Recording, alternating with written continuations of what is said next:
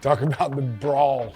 Yeah, I mean, that whole season, man, was just wild. It's like going from Halle Berry to J-Lo. Like, dude, we're going to win some games this year. You feel like you're on acid a little bit. What does that feel like? The SEC is all about the line of scrimmage. I mean, I'm not going to lie to you. I tried to hurt him. Call your mom and tell her you're a loser. I punted that Clemson helmet as hard as I could. I love this place more than anything. Hey, what's going on, Tailgaters? On a solo mission here this week. Steven's feeling a little under the weather, but he was up here this past weekend, and we recorded 3 really good episodes with some really entertaining folks. First being this episode, and that's John Strickland. John Strickland played O-line here from 2000 to 2004, played in the 2 Outback Bowl games against Ohio State.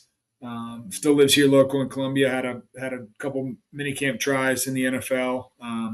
But John's an extremely passionate Gamecock fan. Had an opportunity to go just about to any other SEC school during his time, during his recruiting process, but he chose Carolina because Lou Holtz and the opportunities that this place brought him. And he's a Carolina faithful through and through. He's a longtime season ticket holder.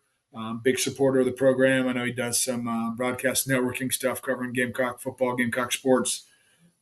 This is a very entertaining episode. He played with a lot of characters that you'll hear about in this episode. So make sure you go check out this episode with John Strickland. And don't forget, we are on YouTube, all your social media platforms. Make sure you comment, like, subscribe, do all the social media things. I look forward to hearing from you. Thanks, guys.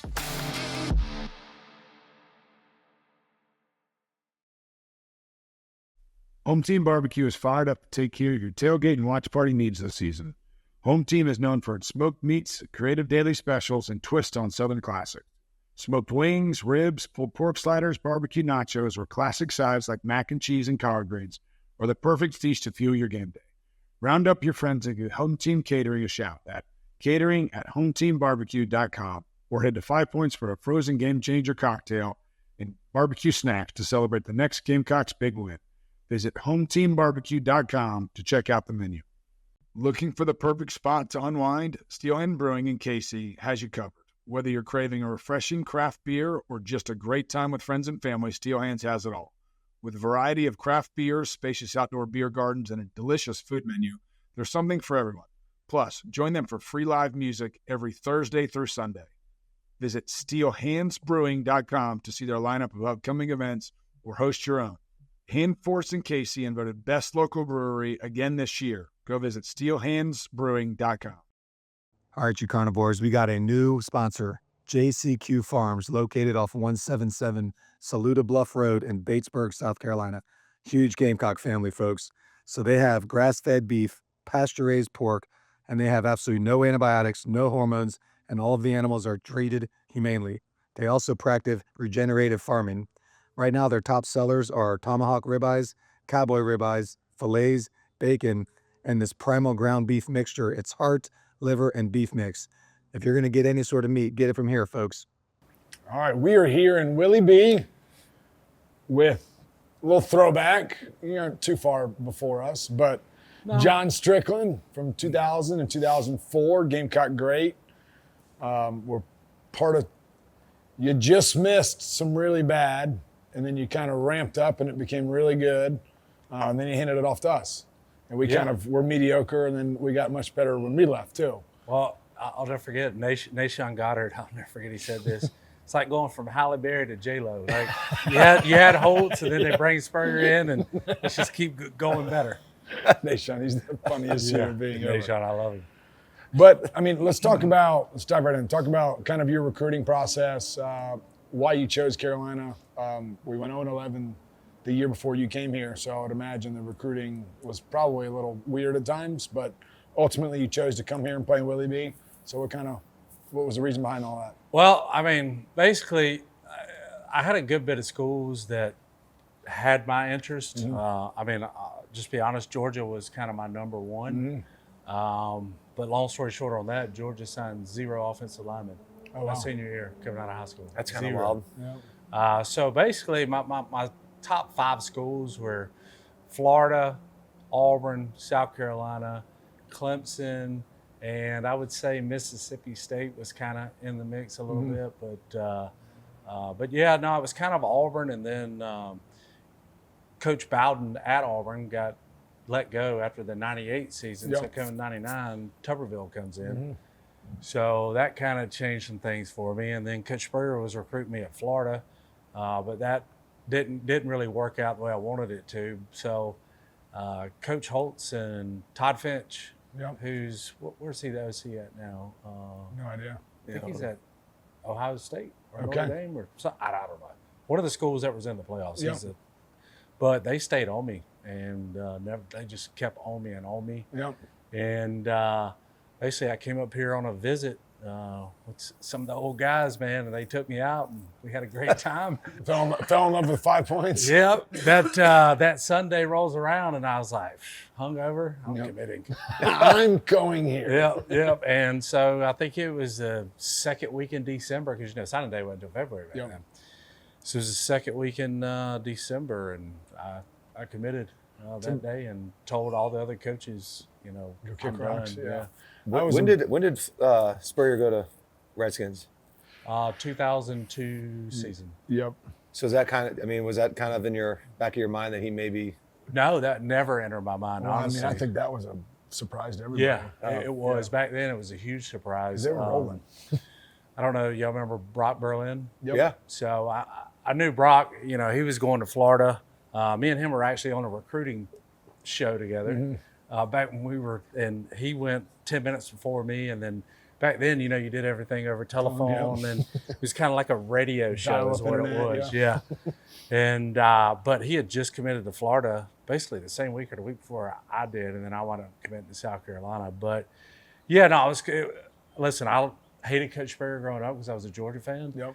But when you got down there and you seen everything and everything Coach Spurrier was about, it made me very interested in Florida. And then my cousin before me, 2 years before me, got recruited heavy by Florida. And we used to go on all his recruiting trips with him down to Florida when I was a sophomore in high school. Familiar with it, yeah.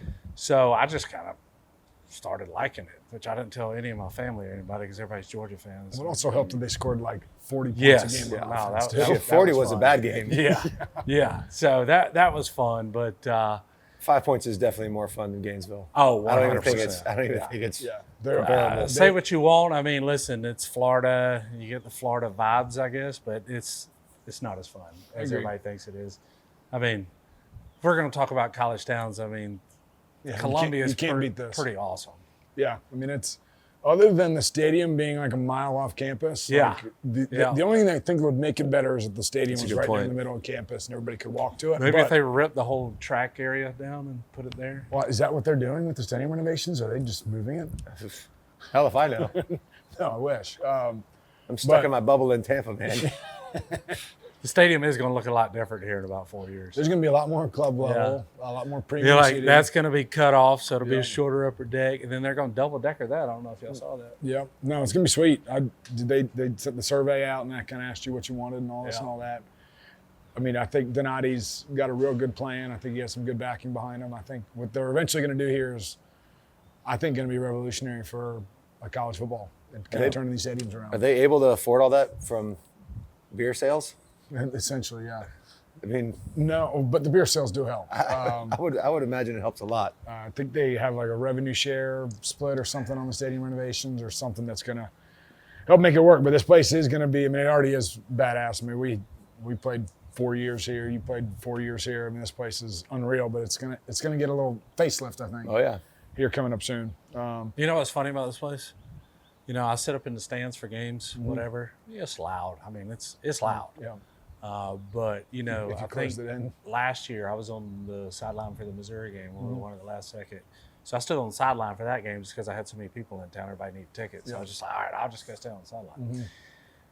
It's loud on the field. Yes, it is. Like, you don't understand. Like, I'm sure fans who sit in the stands, it's loud in here. But when you're down on that field, I think it's twice as loud. Well, I mean, the guys I played with in the NFL, they played at big schools and played against everybody that we played against, and they said, come in Williams-Brice Stadium on a night game. It is the It is arguably the hardest place to play in the country. 100%. A lot of And- guys I know from other schools that played at Clemson, Florida, Georgia, Kentucky. I had one guy I knew up there.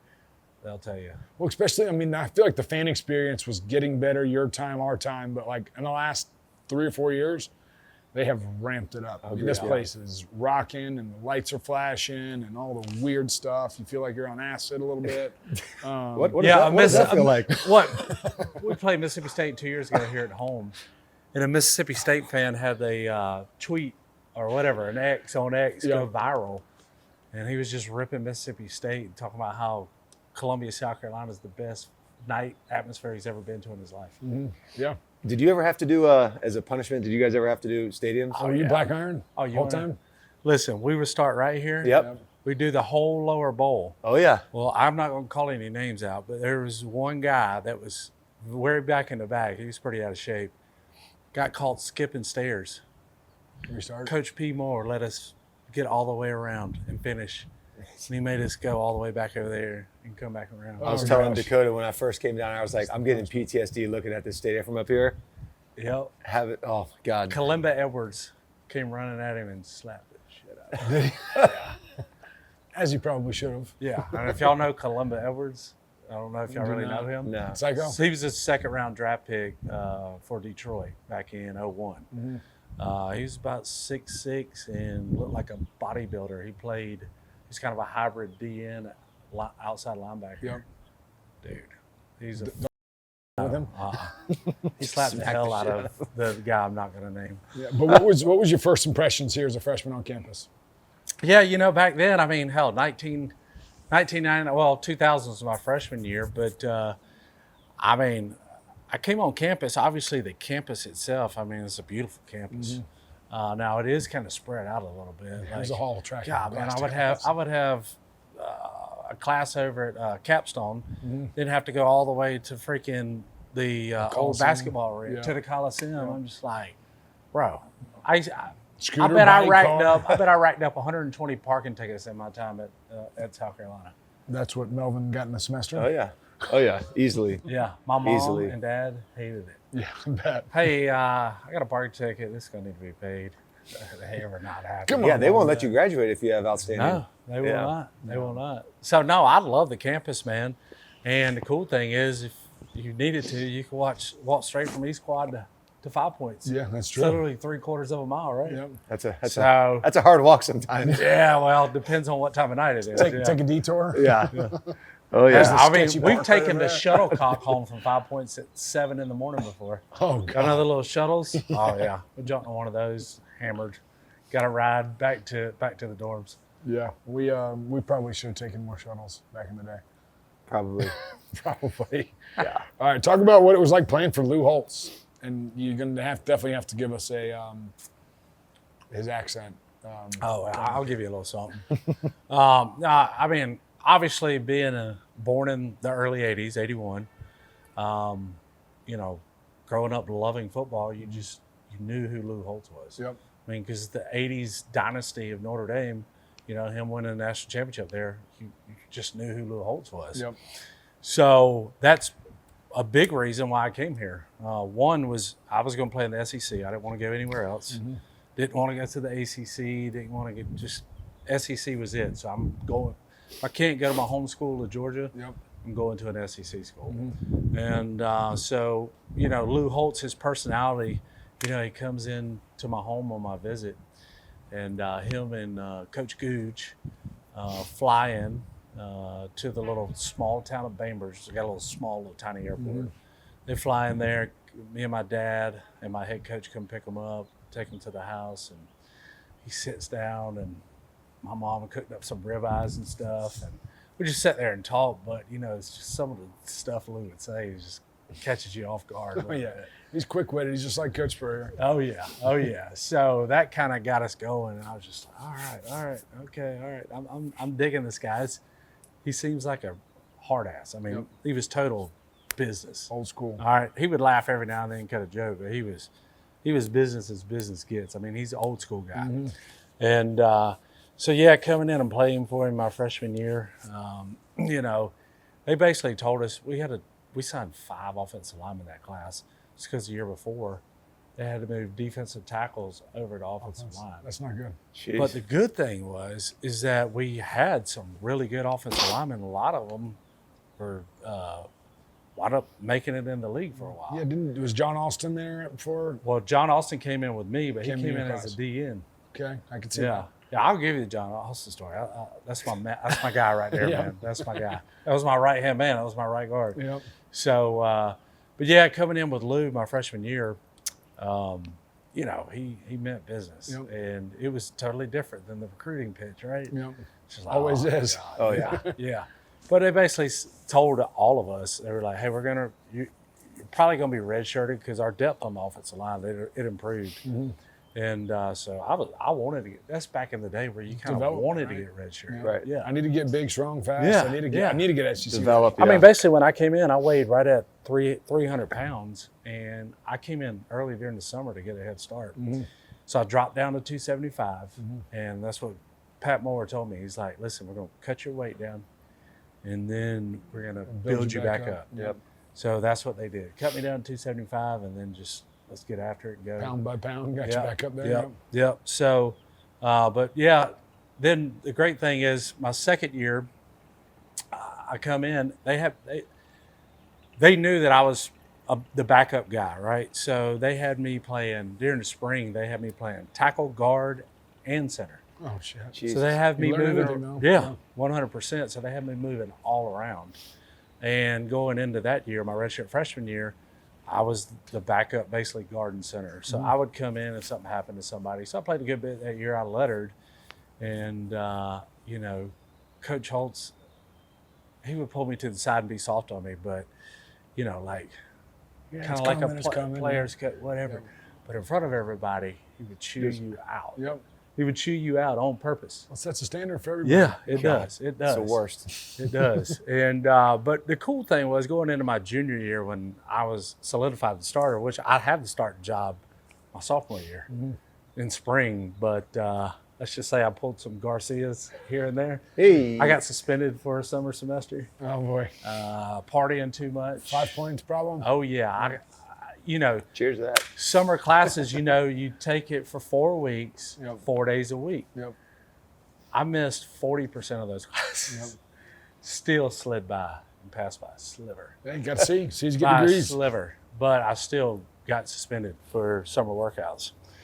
So that kind of, Those are good workouts to miss, though. yeah, but If you're gonna miss. you know what though? I wanted that starting position, so I would come in and work out one-on-one with Coach Moore, and so he would give me the same workouts, and I was by myself too, so you couldn't really.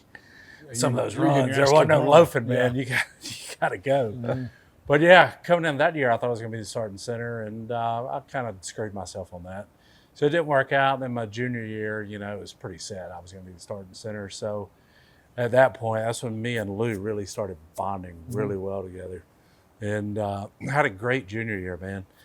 Going into my senior year, I was on the Remington Award list, and some had me, you know, preseason all SEC and all that stuff. And, you know, I'll be working out in the weight room during the season. Lou would call every Wednesday because he knew I was down there working out.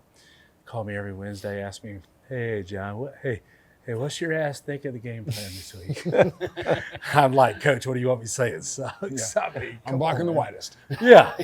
Yeah. So, no, we had a great relationship my junior and senior year.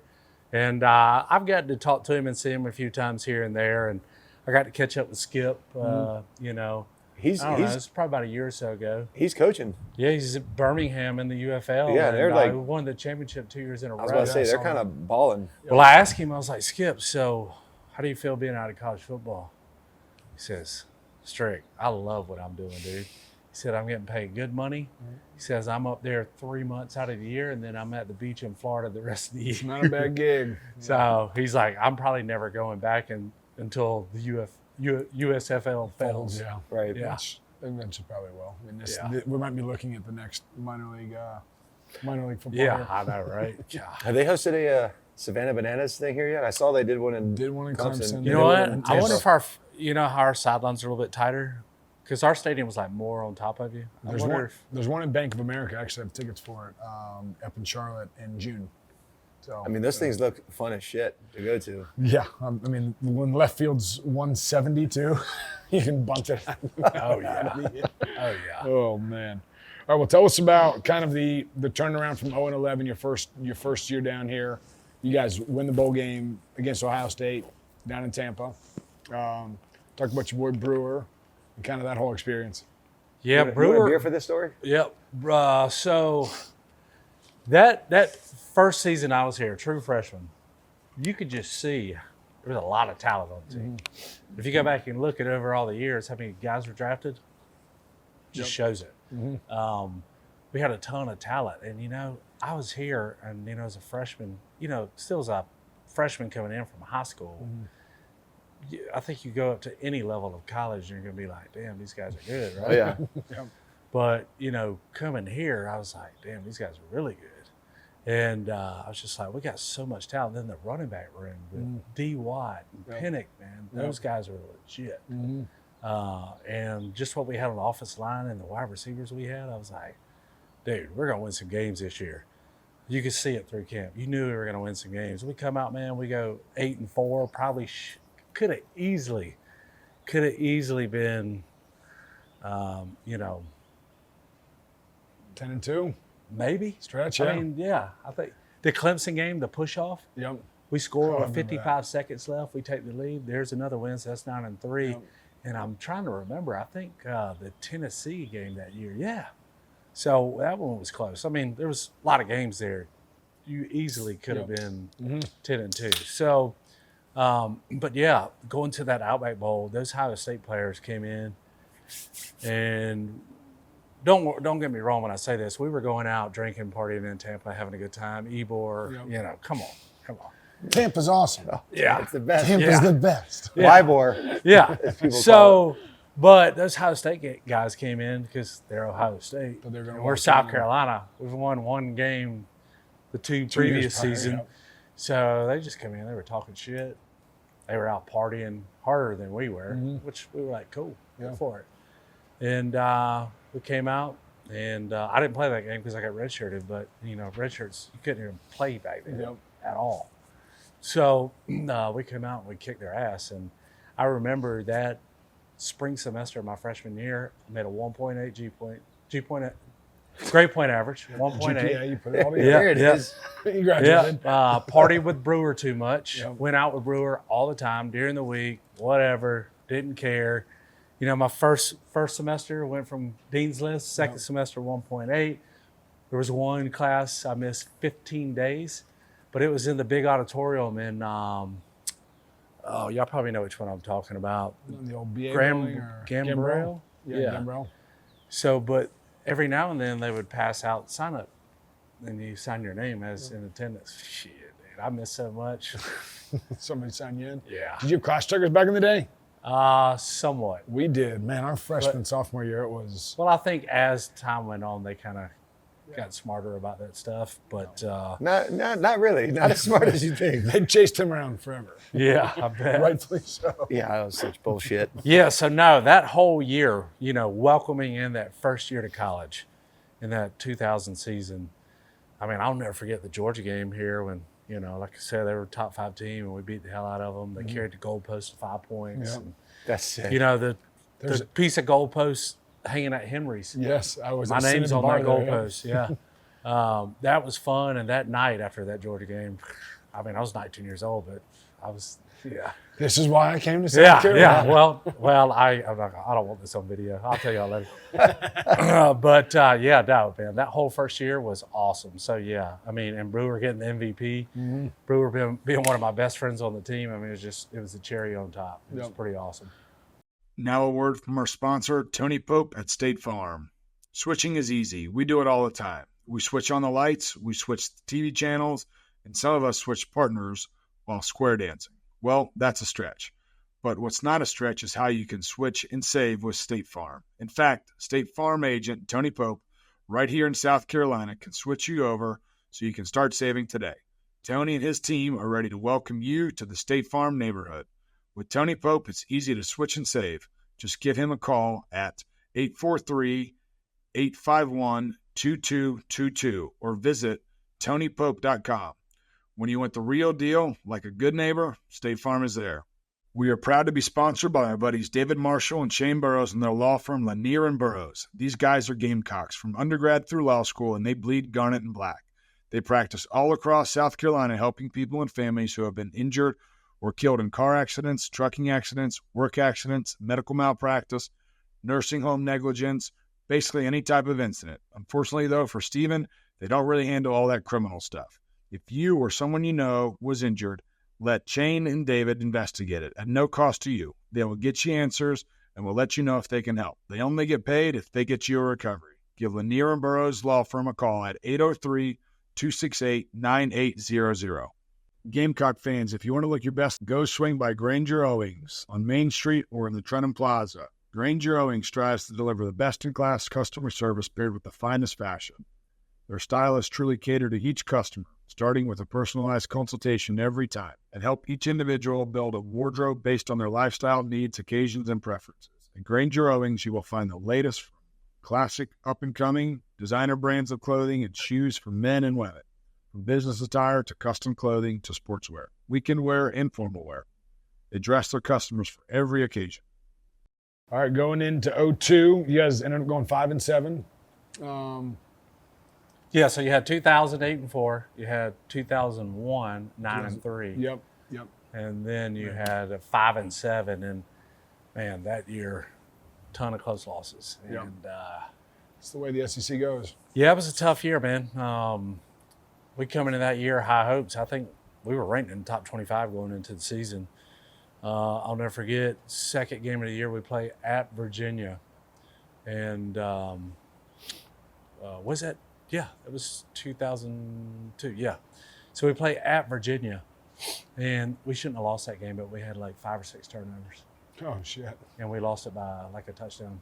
Yeah. And we had no business losing that game. What do they say? If you lose the turnover margin, if you're -1 in the turnover ratio, your percentages of winning drop to like 30% or something crazy. And we You had guys 5. you guys were probably Jeez. -3 or -4. Yeah, something like that. And It's tough to win, yeah. yeah, I mean, you just look back at those games, like it's kind of like, well, we'll get into that, but it's, yeah, that one hurt. That season hurt because we had a good ball club. I mean, we probably it was probably a 7-5 team, Yep. if I'm being honest. Which is not bad in the SEC. No, not at all, not at all. So, It's but yeah, respectable. disappointing. So it's kind of a letdown from those first 2-year highs to dip down to that. Yeah, I mean, I guess ours was opposite because we went 6-6, 7-5, 7-5, 9-3, and then was 11-2, 11-2 for Connor and them. Yeah, they went so we 11 3 years in a row, I think. Yeah. So I mean, you started high. It kind of leveled off. I mean, you ended up going 7-5 your last year, but it just goes to show how hard it is to win the SEC. It ain't that easy. Very tough, man. It's very tough. It's funny at the spring game when Coach Atkins asked me to come over and talk to the offensive line, and that's what I emphasize with them, especially some of the newer guys that are here. Like you got Boaz Stanley, who's probably going to be our starting center. Yep. His high school coach played with me here at South Carolina. No shit. Who was it? Nick Johnson. Okay. And then Nick transferred with Big over to Coastal. Coastal, Okay. yeah. Yep. And so I just told him, I was like, listen, man, it all starts with y'all. I mean, you got a special guy behind center right now, but the SEC is all about the line of scrimmage. 100%. It's in the trenches. And I told him straight up, I was like, we had a great defense last year, and you had a great player at quarterback that was electric. Yep. But I said, I'm telling you guys, this team is only going to go as far as You guys let 'em. you guys take it, because the SEC, the offensive line, kind of dictates how teams go. Yeah. I mean, Oh, they yeah. just do. 100%. And so I try to get that across to them, because that was one thing that I was told when I played in the SEC. Why do you think that is? Do you think it's because the defensive line is Yeah. just so They're the- freaking athletic? They're the most athletic human beings on the field. Yeah. Yeah. 3 technique and 2 ends. Like, Yeah. I mean, I'll never forget, Dwayne Robertson. He was the top 10 pick for the Jets, played for Kentucky. My sophomore year, Shane Hall goes down, and I had to go in at guard.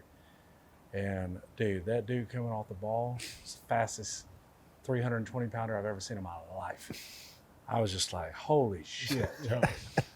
Like, the dude was for real. And then, you know, when I started starting at center, that's the hardest part about a center. If you got a shaded nose, you got one hand. Yes. You got to reach him on a zone play. I mean, and the guy, you know, the guy, let's just call it what it is. The guy's more athletic than you are. Yep. It's a bitch. You just want to slow him down. Let your hat get somewhere. Yeah. Real I mean, quick. out at offensive tackle, pass pro is harder for them Yep. than the interior guys.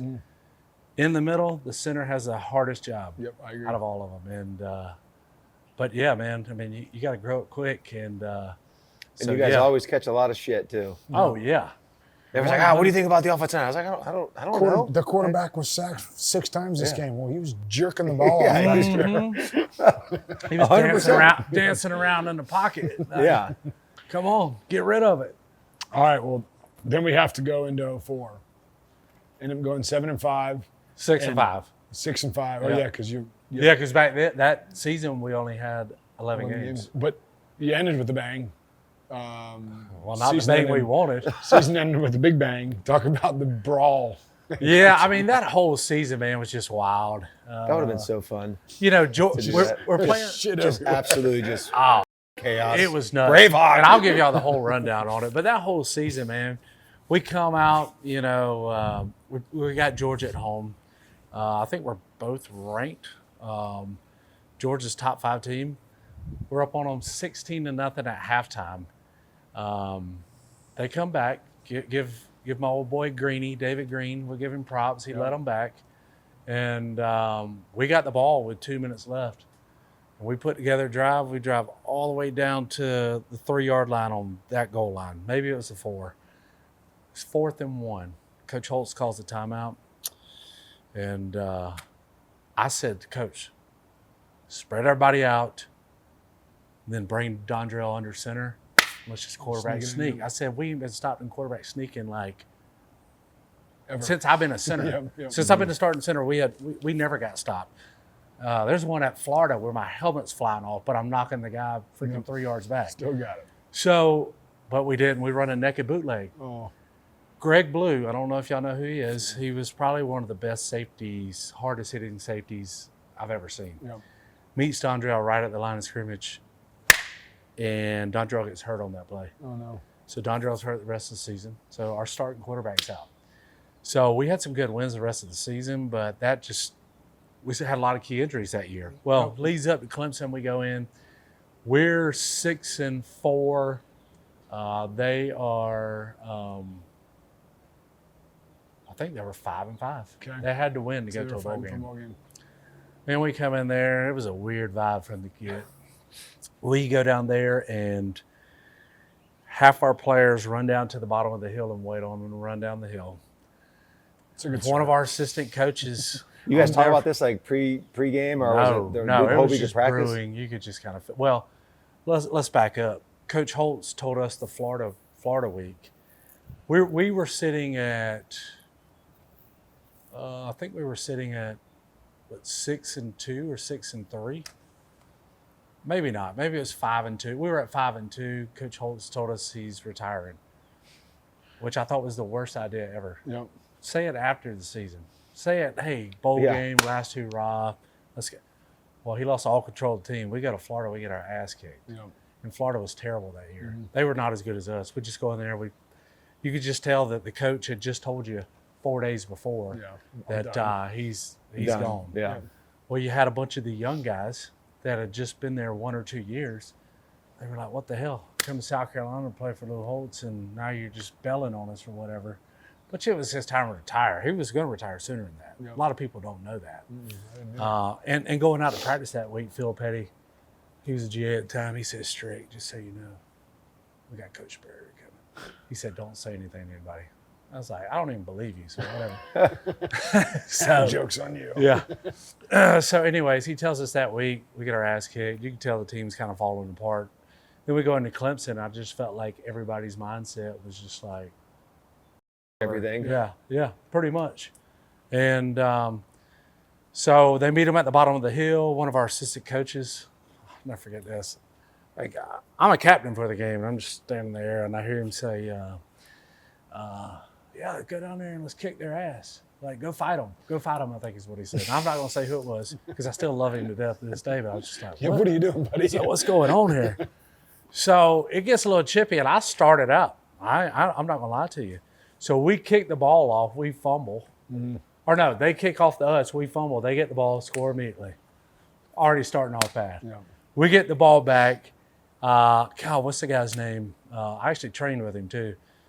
Defensive tackle. I drove him well after the whistle into the pile and just tried to hurt him. Yeah. I mean, I'm not going to lie to you. I tried to hurt him. I don't want to have to block you the rest of the game. I'm going to hurt you right now. It was chippy as hell the whole game. A lot of talking, which there always is in the Clemson. Yeah, it's a rivalry, right? That's what it's meant for. But man, I'll never forget. So we're on fourth down, playing the fourth quarter. We're blocking. I see the ball go kind of over my head as I'm blocking, and I take off downfield. And there's a Clemson helmet kind of laying on the ground in front of me because one of the DBs had popped off. Then the other DB, I kind of went to like dap him up, So, yeah, y'all got us. There's about 7 or 8 minutes left. And all of a sudden, he takes off sprinting that way. So I turn around, and I see a pile of people. I punted that Clemson helmet as hard as I could. I kicked it, and then I ran to the pile and just started trying to break people up because we still had a postseason, Yep. and I knew it. And I was just being smart about it. So I was just trying to pull people off. Yep.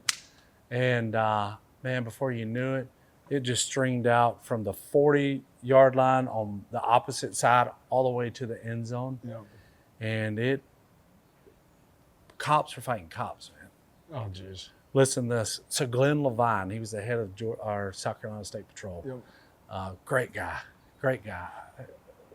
I don't think he was with us. I don't know if he was around. I think maybe he was 1 more or 2 more years after me. I think maybe 05 and 06. He was maybe still around. I don't remember.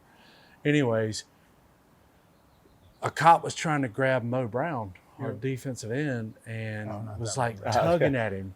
And Glenn walks up and literally shoves the cop. And Glenn was a big dude. Yep. I mean, he's 6'5", probably 260. Glenn was big. He was D-end. He looked like a football player, right?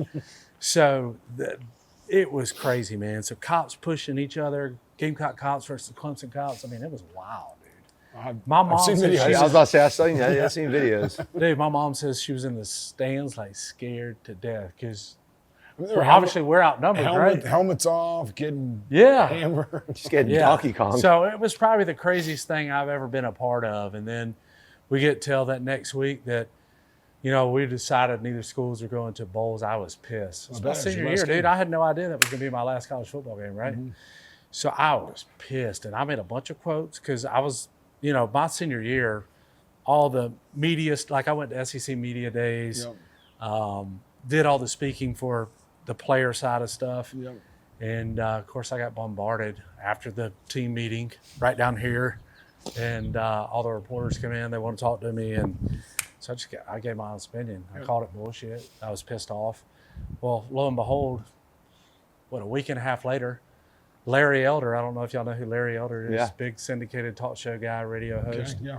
Well, he had a show, I think, on like local Fox stations, wherever you were, your local Fox station, or WIS, I don't know what it was. They called me and said, hey, we read your quotes and we want you to fly out. We want to fly you out to LA and come do a show.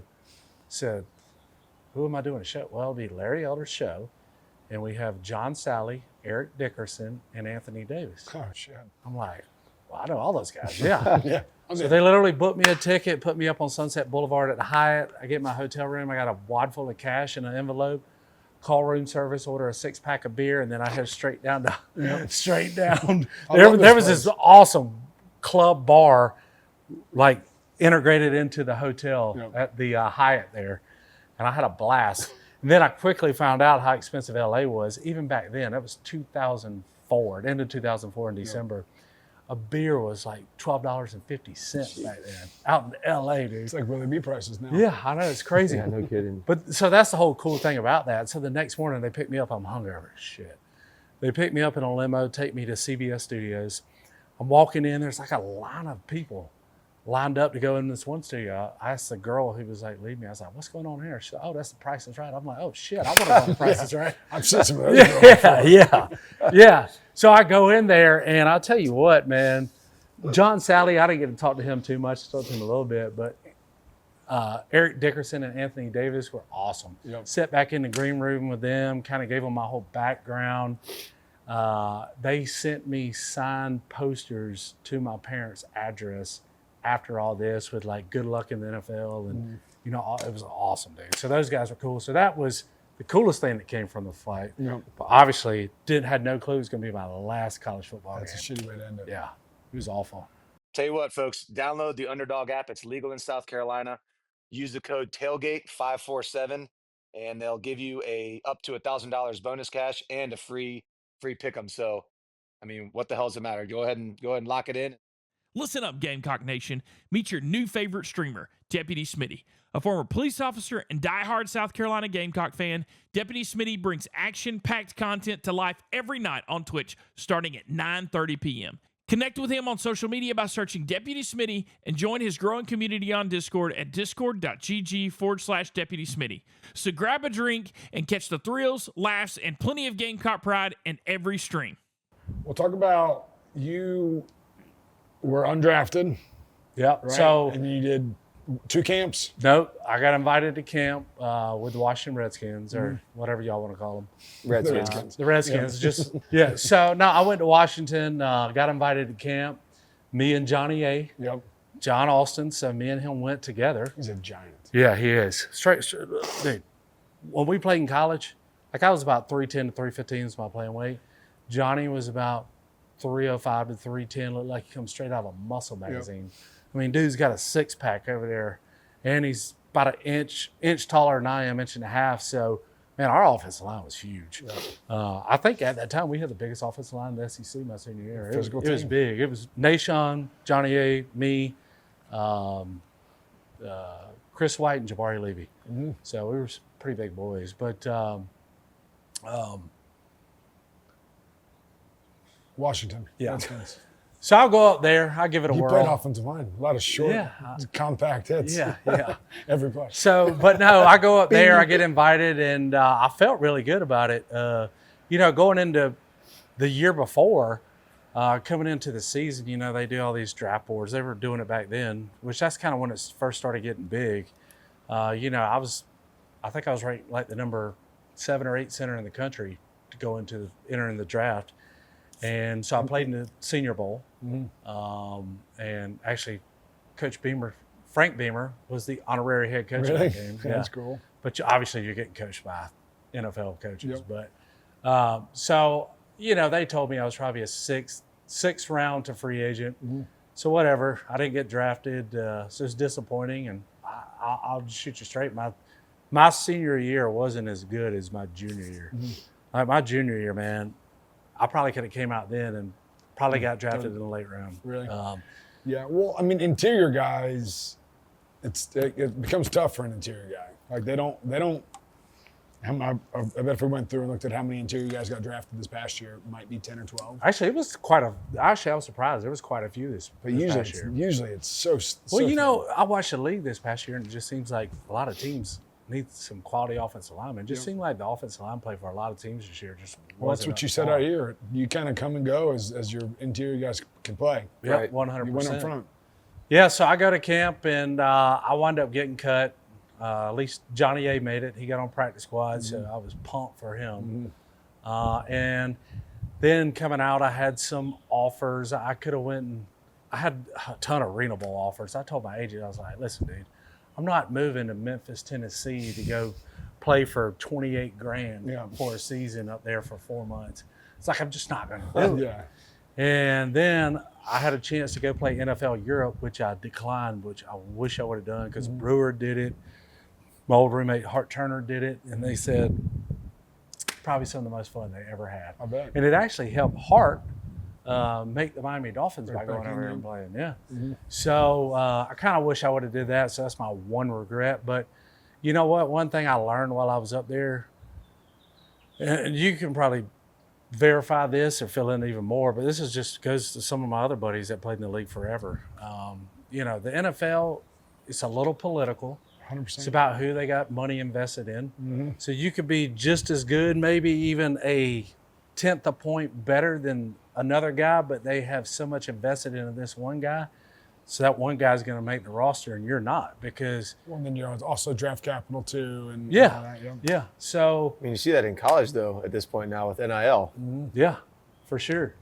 So I was just kind of done with the whole pro process. I didn't enjoy it, honestly. I didn't like it at all. Kind of made me bitter towards football for it's not about as 3 wholesome months. as this No, is. it's not. And It's not. like- It's so cutthroat business. There's politics involved in it, and I'm not talking about like American politics. I'm just talking about favoritisms. But yeah, so I got to see all that firsthand, and it kind of turned me off football for a while, honestly. So I just told my agent, I was like, listen, man, sorry you spent all this money on me, but I'm done. I'm going into the working world. So that's just kind of how it went. Yeah. Well, you've been back around here in Columbia since then. Yeah. Did you move away for a year or two after playing? No, man, I went up there for the little bit of time, the month or two, and came right back to Columbia. Well, I just remember when we were here playing, like your presence was always around here, which is pretty cool because like older former players, like even guys that are 10 to 15, 20 years removed now, like aren't around nearly as much, but you were around. You were present. You were here. Remember going to the Flint's condos and you were being there and you were supportive of us. You were cheering us on. You were critiquing us. You were showing us love, kind of everything. And you still are, which is pretty cool. Yeah, I mean, listen, before I started having kids, man, I was hardcore tailgating with Soup, Matt Campbell, like me and him, man, because he was first round draft pick the year before in the majors, and then, it didn't work out for him, so he's back here in Columbia. So I would Soup like every weekend. Shitload of cash. Oh God, he had the big Hummer, like we're rolling around in the Hummer, satellite TV on top of it. That's when that first came out. And we thought it was the coolest thing ever. We're a bunch of young, little 20-year-old kids. And but no, I'll never forget my first game coming back. Coach Spurrier's first game, Central Florida. I was in the student section. I was like, I gotta be in the student section. I'm experiencing this. We got hammered out here in a lot, and we tailgated at the frat lots. And man, we just got hammered. I came in here. I will tell you this, it was the most somber, weirdest feeling coming back to that first game after you just played. Yeah. It was so weird, man. I just felt like I was out of place. Yep. Didn't really know what to do with myself. Supposed to be down there. Yeah. It sucks because you know what? Your career goes by like this. And I told those young guys, I was like, this is going to be over before you even know it. Yeah, don't blink. I mean, I literally felt like I just was playing on this field. Don't. That's funny, man. Yeah, actually the first game I came back after my departure was against UCF because my little brother and a bunch of buddies went there, and I came out there and I was wearing a blue World of Beer shirt out on the sideline. I was talking. That's where I met Perry Orth, and I was sitting there, talking with him, and literally just in the game. I mean, I'm 3 sheets to the wind, and just talking like whatever. And Coach Perry's like, "Hey, Steve, scoot on out of here. Scoot on out of here." He's like, "Hey, Matlock, get him a Carolina shirt. You wearing a blue World of Beer shirt?" I was like, "Yeah, give me something, man. Give me He still something." couldn't help but critique you. Oh, he couldn't help it. He couldn't help it. But yeah, man, that was. Yeah, well, you were just saying you're a season ticket holder for 20-some years now.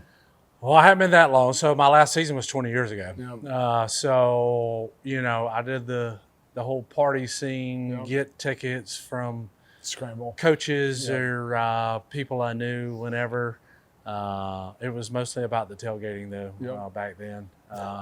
Then I got season tickets, 2008. And then we bought the condo over here by the stadium in 2008. Mm-hmm. So that's when I kind of became like, all right, well, the party days weren't over, but the whole it's time to acting like structure a student and still wishing I was a football player. All right, that's kind of over with. But I mean, 16 years season ticket holder, like Letterman, like that's pretty cool. There aren't many Lettermen that kind of give back and support in that regard. So kudos. Yeah, man. I do everything I can. I mean, I'm a silver spur with the Gamecock Club. Yep. I give my NIL deals or dues every month. I do that. I travel to just about every away game. Yep. You know, I haven't missed a home game since 2020. I mean, since 2000 as a player. Holy Haven't shit. missed a home game since then.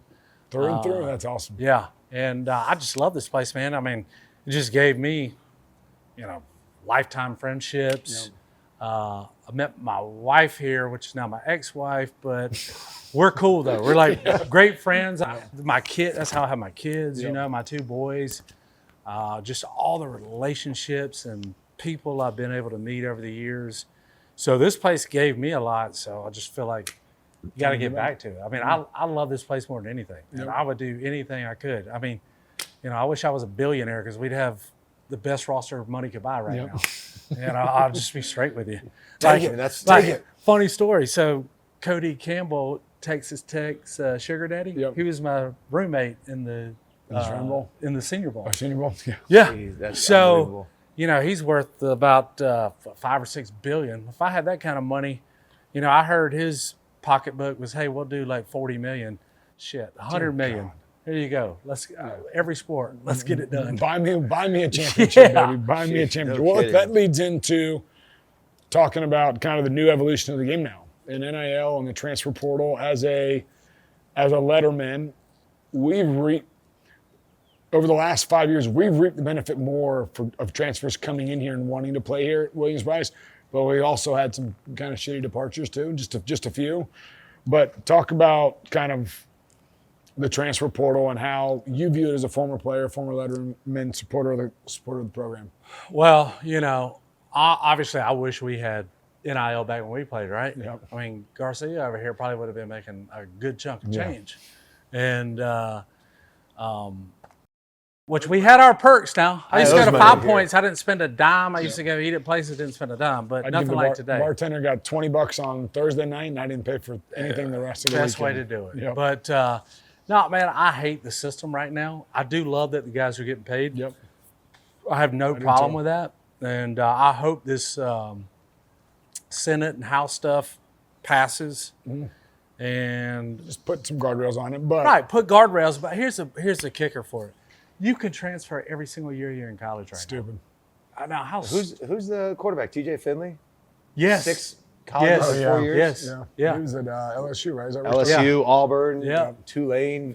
It's the most ridiculous thing you ever insanity. heard of. And, you know, here's the sad part about it is a lot of these guys get bad advice from family members. Yes. Just too much bad advice. I think that's going to hurt all these kids in the long run. That's why I don't like it. Well, it's still a developmental league. It is. It's You're not 100%. supposed to come in as a freshman. I'm and the be a perfect freshman. example of what it should be about. Yep. I came in, I redshirted. 2 years I was a backup. My last 2 years I was a starter. Yep. That's how it was. That's and the I model. came in wanting to get redshirted. Like that's what I wanted to do because I knew I wasn't ready as a freshman to come play SEC ball. Very few guys are. I agree. The Travell Whartons and the Josiah Thompsons, those guys never happen. The offensive line is the hardest position to come in and play straight out of high school. I agree. It is the hardest one. I would say quarterback's probably right there with it, but physicality and between the ears is the hardest position to play. I think you're right. I think lineman would probably be the hardest one. And to you're see in guys, high school going against grown ass dudes. yeah, Smoked. yeah, and to see, I hate seeing the offensive lineman is the one that just pisses me off the most because, you know, you're just getting bad advice if you think it's time for you to transfer. Now, if you're unhappy with the way you're treated or the culture or the coaching, so be it. You feel like you want a fresh start, so be it. But transferring out because you think you can play somewhere else is just I just agree. not And you realistic. got to learn a whole new system and new lingo and all that stuff and kind of build the camaraderie of the 5 guys you're playing with. You know what? Somebody asked me, like, you know, a little while back, because my sophomore year, like I told y'all, like I was shoot in as a starting center. They said, well, would you think you would have transferred if you know, the way you could today and maybe get some more money and go be a starting? No, dude, I'm all Gamecock. Yeah. I mean, that's what it is. I signed here, dedicated myself here. I mean, all this flip-flopping stuff is just for the bird. And you know what? It kills your legacy. I agree. There's been, No, I think you're right. Pat talks don't- about it all the time. He's like, Yeah. if you put that block C on your chest, if you come in here, like, what's his name, Kennard, Yeah. a couple of these other guys, I mean, they came in here and they cemented their legacy. I mean, you can do 1 year here and you can be remembered forever. But if you're here and then you leave on a bad note, you'll be forgotten. Well, here's about we've had some high profile athletes from this city that's left recently and a couple years ago. That if they stay here, they're going to be just as good or better, just as good as the situation. Maybe some of the NIL money for one of them wasn't as much as you were going to get, but it's not always about money.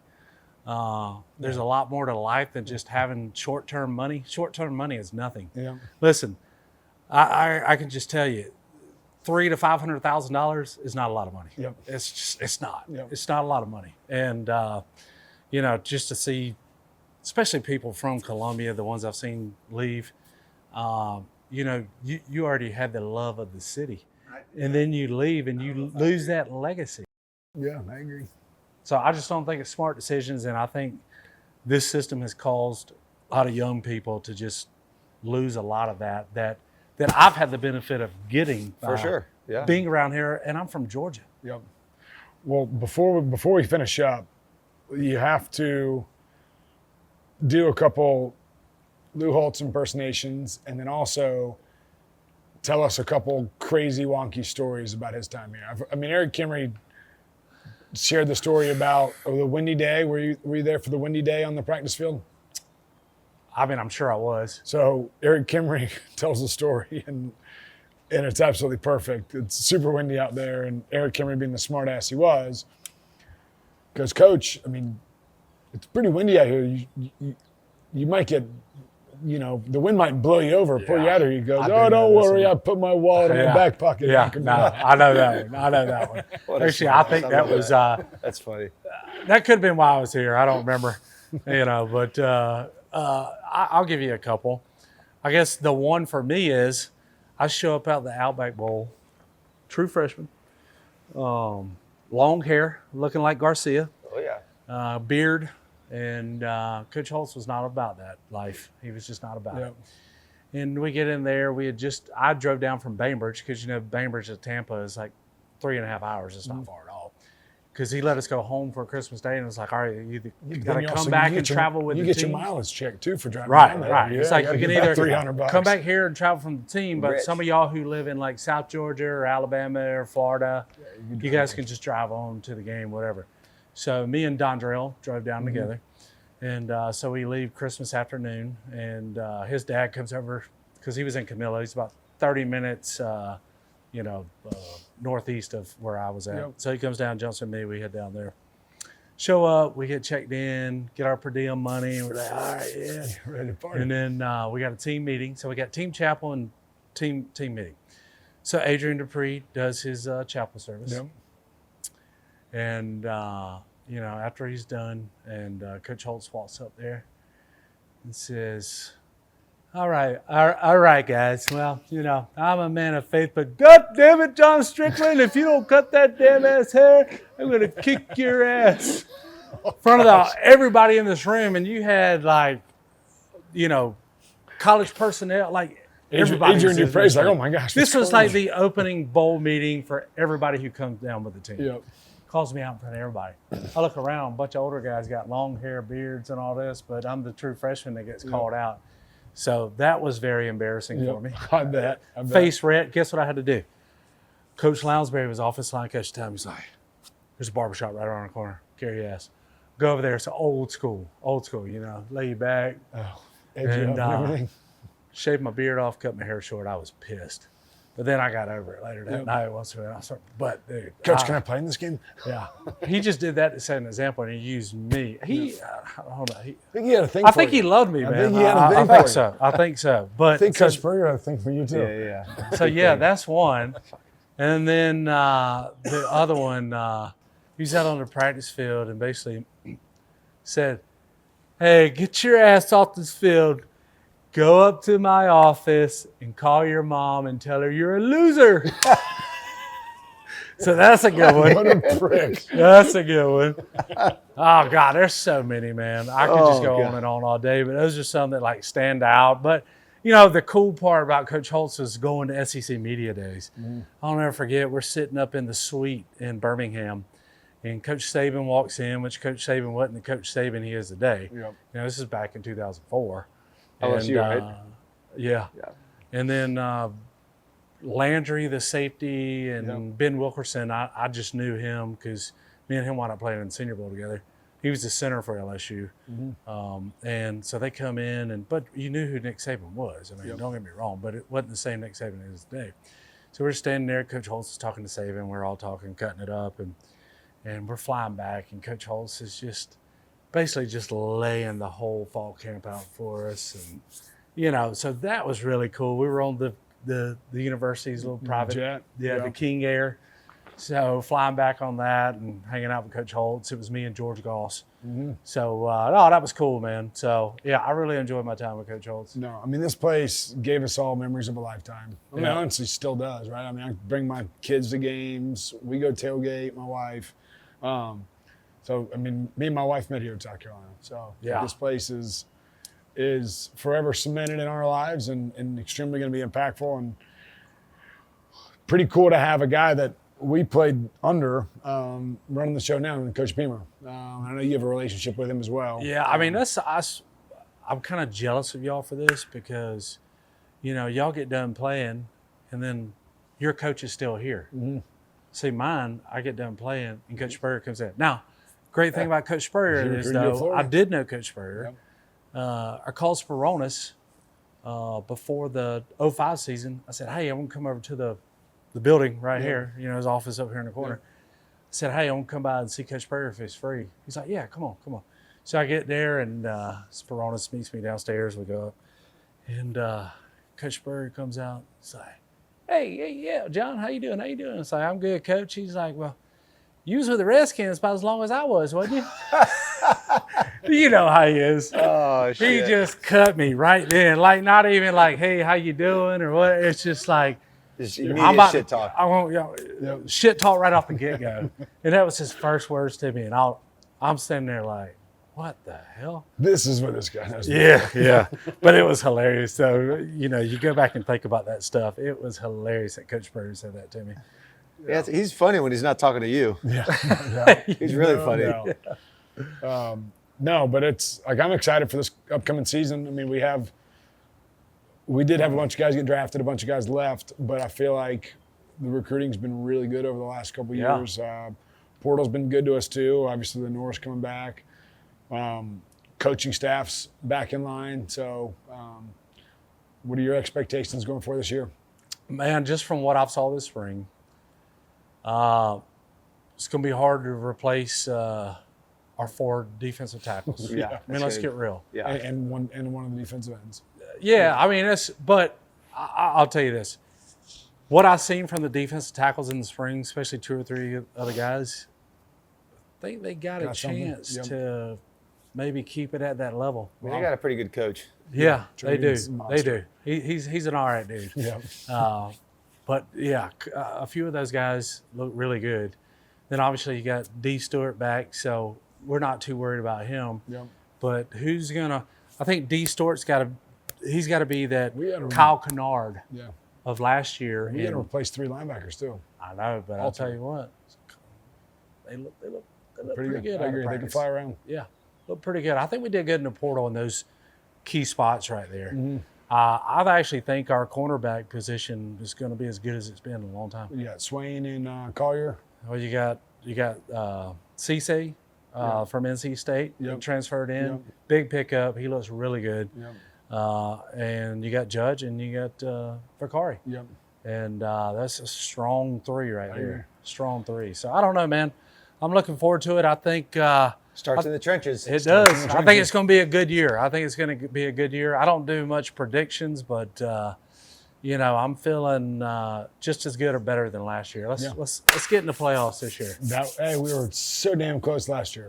I'll tell you what, this receiving room is as good as much improved. Yep, it's much improved. I agree. I agree. I'm looking forward to watching those guys. Yeah, spring ball's over. They're about to go to the gauntlet of summer workouts here in the hottest place in the country. It is the hottest place. And then, before we know it, we're, 2.5 months away from, 3 months away from fall camp. So I love it. Football's right around the corner, baby. Love it. I've been in withdrawals like the last 5 months of no football. God. I can't wait. I mean, listen, man, I love coming to this place during the fall. September, October, November are my 3 favorite months of the year because it's like one big party every weekend. Yep. And like I said, I go to most of the away games, if not all of them sometimes.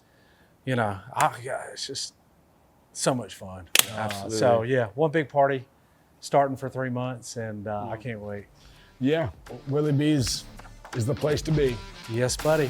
Appreciate you, dude. All right, guys. Yes, sir. Yeah.